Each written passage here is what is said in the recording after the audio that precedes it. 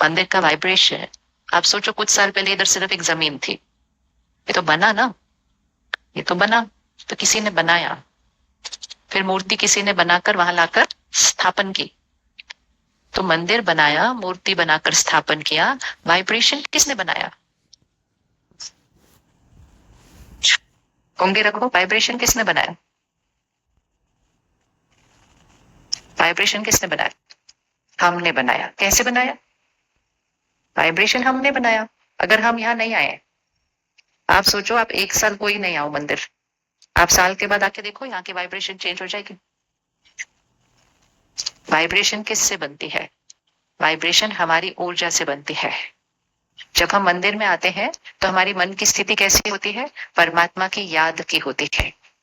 होती है ना, हम परमात्मा की याद में आते हैं, हम शुक्राना करते हैं, हम भगवान से अपनी किसी गलती के लिए क्षमा मांगते हैं, हम किसी के लिए दुआ करते हैं। यही करते हैं हम मंदिर में आकर। और चाहे हम क्षमा मांग रहे हैं, शुक्रिया कर रहे हैं, दुआ मांग रहे हैं, प्रार्थना कर रहे हैं, तो हर वाइब्रेशन कैसी है? बहुत ऊंची है। अपनी बातों का समर्पण कर रहे हैं, भगवान से मदद मांग रहे हैं, ये हर वाइब्रेशन बहुत ऊंची होती है। फिर यहाँ पर प्रसाद बनता है, वो सात्विक होता है। यहाँ पर हम जो एक एक शब्द उच्चारण करते हैं वो बहुत हाई वाइब्रेशनल एनर्जी का होता है। तो सोच की वाइब्रेशन ऊंची होती है, शब्दों की वाइब्रेशन ऊंची होती है, व्यवहार एक दूसरे से मधुरता और सम्मान का होता है, अन्न सात्विक बनता है। और जब ये सारी चीजें हो जाएं, धन भी क्या करते हैं हम यहाँ पर सेवा में लगाते हैं। अब ये सारी चीजें जहां हो जाए वहां वाइब्रेशन में पवित्रता आ जाएगी। क्या हम ऐसी ही वाइब्रेशन घर की भी बना सकते हैं? क्या हम ऐसी ही वाइब्रेशन घर की भी बना सकते हैं? बचपन से सुना था घर एक मंदिर, सुना था ना बचपन से, घर एक मंदिर, गृहस्थ आश्रम। लेकिन घर की वाइब्रेशन में और मंदिर की वाइब्रेशन में तो बहुत फर्क है अभी। लेकिन वही हम ही घर में रहते हैं, हम भी मंदिर में रहते हैं, फिर वाइब्रेशन में फर्क क्यों? क्योंकि जब हम मंदिर में आते हैं हम अलग होते हैं, और जब हम घर पे जाते हैं अलग हो जाते हैं। यहाँ हमारी भाषा प्रार्थना की होती है, वहां हमारी भाषा बदल जाती है। यहाँ हमारी भाषा क्षमा की होती है, वहां जाते हैं तो नाराजगी की हो जाती है। यहाँ हमारी भाषा शुक्रिया की होती है, वहां हमारी भाषा लोगों की कमी कमजोरियां देखने की होती है। जैसे ही सोच बदलेगी, शब्द बदलेंगे, ऊर्जा बदल जाएगी, ऊर्जा बदल जाएगी। तो क्या हम भी ऐसा कुछ करें जिससे हमारे घर की वाइब्रेशन भी मंदिर जैसी बन जाए? क्योंकि अगर हमने अपने घर की वाइब्रेशन मंदिर जैसे बनाई, तो जब आपके बच्चे या परिवार का सदस्य शाम को घर आएगा तो उसको घर आकर बिल्कुल वैसी ही शांति मिलेगी जैसे आज मंदिर में आकर मिल रहे हैं। सिर्फ घर के लोगों को नहीं आएगी, पड़ोसी भी आ जाएंगे शांति के लिए घर पे। कहें आपके घर आए हम 2 मिनट, मन बड़ा परेशान था। तो घर की वाइब्रेशन वैसी बनानी, और खुद को कैसा बनाना? खुद को कैसा बनाना? खुद को कैसा बनाना? मंदिर में जो देवी देवताओं की मूर्तियां हैं, जोड़ी की मूर्ति है, श्री राम, श्री सीता, श्री लक्ष्मी, श्री नारायण, श्री कृष्ण, राधा, जोड़ी की मूर्ति है। तो जोड़ी की मूर्ति क्या सिखा रही है? कि देवी देवता कैसे रहते थे? गृहस्थ में रहते थे।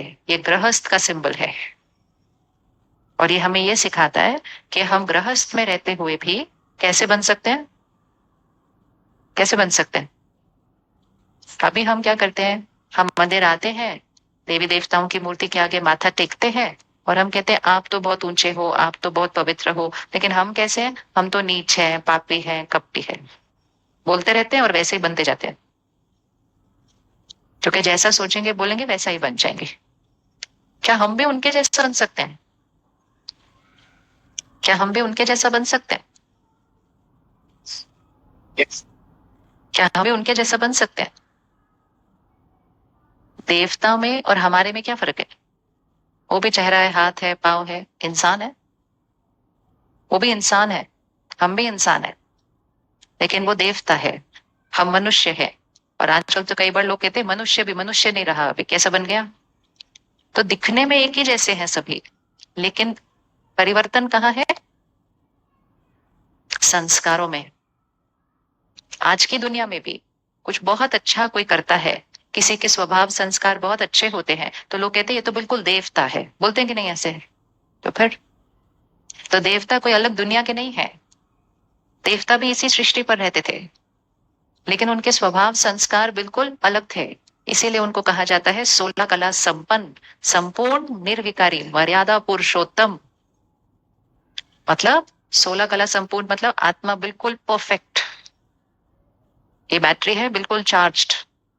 और आज हमारी बैटरी कैसी हो गई है थोड़ी सी। अगर हम अपनी बैटरी को फिर से चार्ज कर दे तो हम क्या बन जाएंगे? क्या बन जाएंगे? सत्यनारायण की कथा सुनिए। सत्यनारायण की कथा में कहते हैं नर ऐसी करनी करे जो नर से नारायण, नारी से लक्ष्मी बने। कितनी बार सुना होगा ये? नर ऐसी करनी करे जो नर से नारायण, नारी से लक्ष्मी बने। नर और नारी मतलब हम, और श्री लक्ष्मी नारायण मतलब देवी देवता। तो नर और नारी कुछ ऐसा करेंगे ना, इसका मतलब नर और नारी कुछ ऐसा करेंगे कि श्री लक्ष्मी नारायण बनेंगे। इसीलिए तो वो कथा है, कथा ही उसके बारे में है। लेकिन हम कर नहीं रहे, हम सिर्फ उनकी महिमा कर रहे हैं, और हम वैसे के वैसे, हम वैसे के वैसे। तो बनना है देवी देवता,